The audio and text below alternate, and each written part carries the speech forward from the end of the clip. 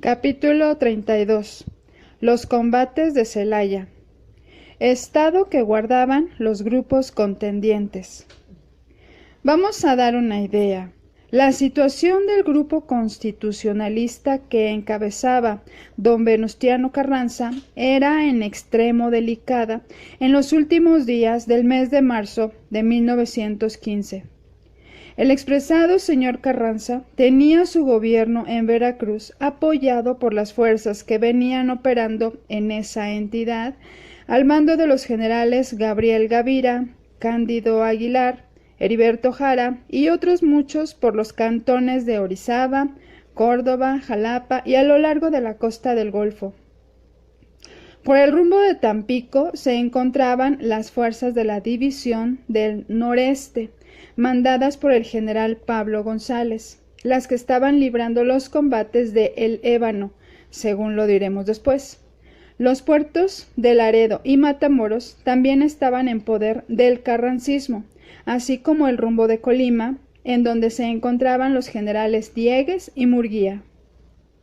En cambio, el general Francisco Villa era dueño de todo el centro de la República, de toda la frontera de Chihuahua y Coahuila, de todo el estado de Sonora, menos Agua Prieta, y gran parte de Jalisco, Zacatecas y Durango. Los zapatistas, con sus aguerridos y constantes jefes, ocupaban gran parte de Puebla, Morelos, Guerrero y México.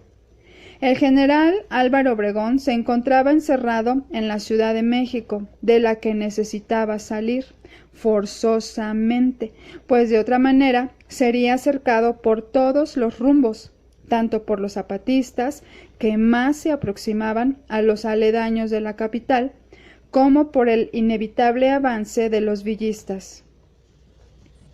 Pero Obregón necesitaba tener expedita su comunicación con Veracruz, que era en donde se encontraba la primera jefatura y la base de aprovisionamiento.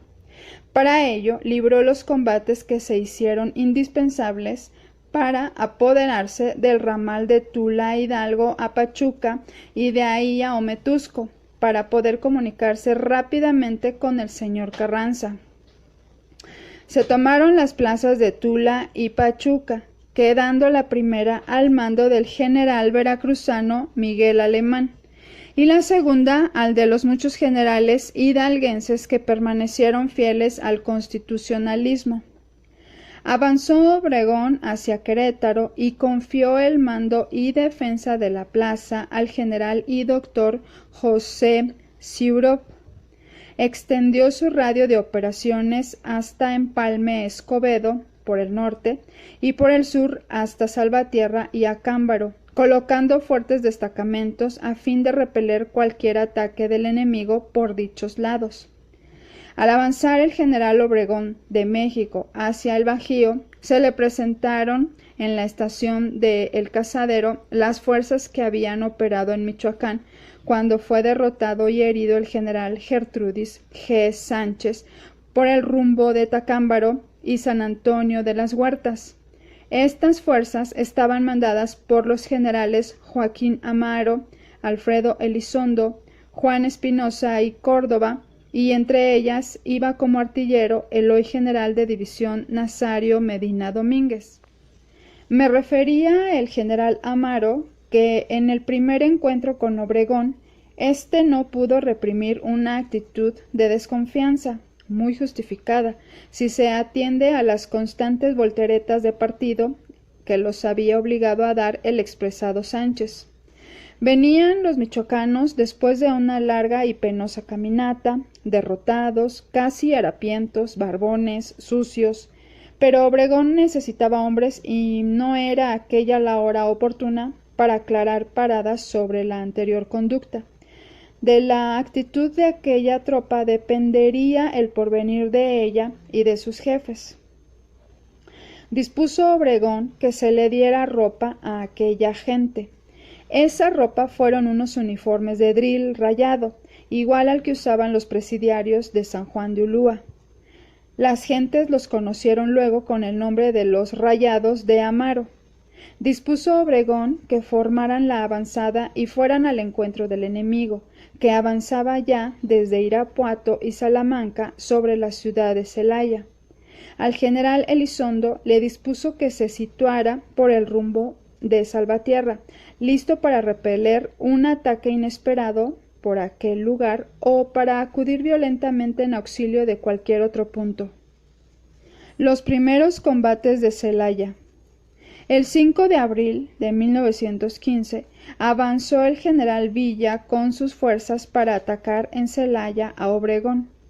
Este primer combate se libró durante los días 6 y 7, haciendo prodigios de valor las caballerías de los generales Fortunato Maicote y Cesáreo Castro por el rumbo de la estación de El Guaje. Maicote se vio en situación muy apurada ante el formidable empuje de la División del Norte, por lo cual hubo necesidad de que fueran en su auxilio los generales Benjamín Gil y Martín Triana. Ese primer día de combate fue terrible, tanto así que Obregón ordenó a los generales Alfredo Elizondo y Alejo González, que se encontraban, como ya dijimos, por los rumbos de Acámbaro y Empalme, que se aproximaran en auxilio de los combatientes. Amaneció el día 7 y era aquel un espectáculo desolador. Todo el campo de la lucha del día anterior, que se extendía a varios kilómetros, estaba sembrado de cadáveres. Entraron entonces en acción las tropas yaquis al mando de los coroneles Severiano Talamante y Cirilo Elizalde. Se peleó con inusitada bravura, retrocedieron los villistas y quedó el resultado indeciso, conservando los contendientes sus respectivas posiciones en aquellas extensas llanuras del Bajío. Los segundos combates de Celaya. 6 días estuvieron ambos enemigos reforzando sus elementos de ataque y preparándose para lo que, en concepto de ambos contendientes, iba a ser el momento definitivo.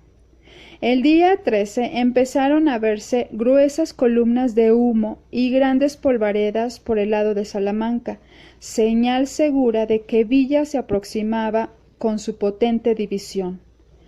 Obregón, con su Estado Mayor, se encontraba en la fábrica La Internacional, observando el avance del enemigo y dispuesto no solamente a repeler la embestida, sino a tomar la ofensiva, para lo cual tenía ya dispuestos sus batallones en los lugares convenientes.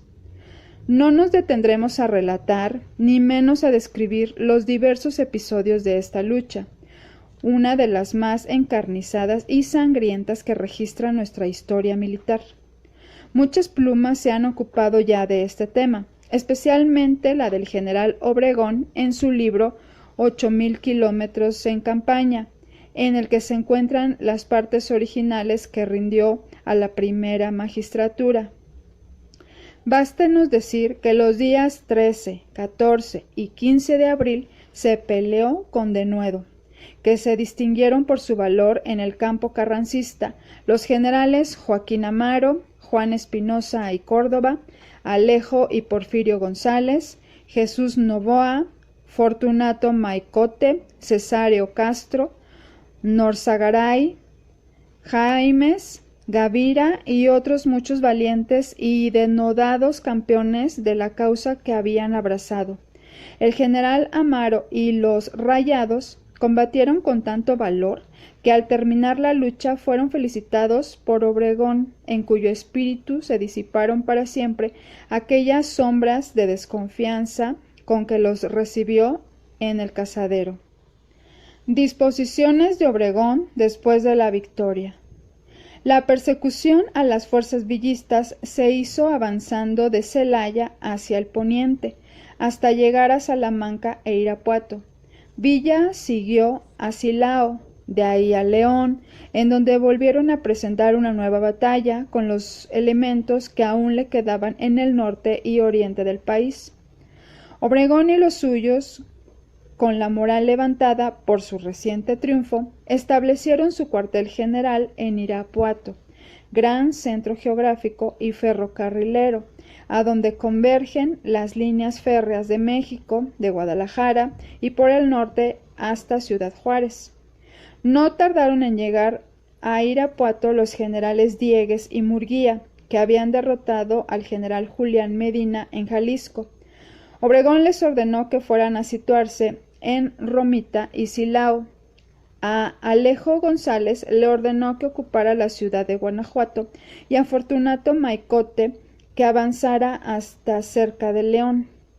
A mis amigos, los generales Amaro y Alfredo Elizondo, les ordenó que regresaran a Michoacán, el primero como jefe de las operaciones militares y al segundo como gobernador del estado. El sábado 22 de abril 1915, como a las 11 de la mañana, se escuchó en Morelia el silbato de una locomotora, cosa rara, ya que durante más de 15 días había estado la ciudad totalmente incomunicada. Nuevos silbatos por el rumbo de la loma del Zapote, y minutos después hacían su entrada por el oriente las caballerías de los generales Espinosa y Córdoba y Amaro. El tren se fue aproximando a la estación y toda la gente se echó a la calle entre desconfiada y gozosa, pues se ignoraba todavía quiénes hubiesen triunfado en Celaya. Eran los nuestros, los carrancistas. Había pasado la pesadilla villista y el pueblo respiraba lleno de satisfacción y de confianza. Descendieron del tren los altos jefes militares y fueron a aposentarse en el Hotel Europa. Por la tarde fueron a buscarme a mi casa mis amigos Vicente Medina y Francisco Corona, que habían estado en los combates de Celaya, con una orden del general Amaro para que me presentara.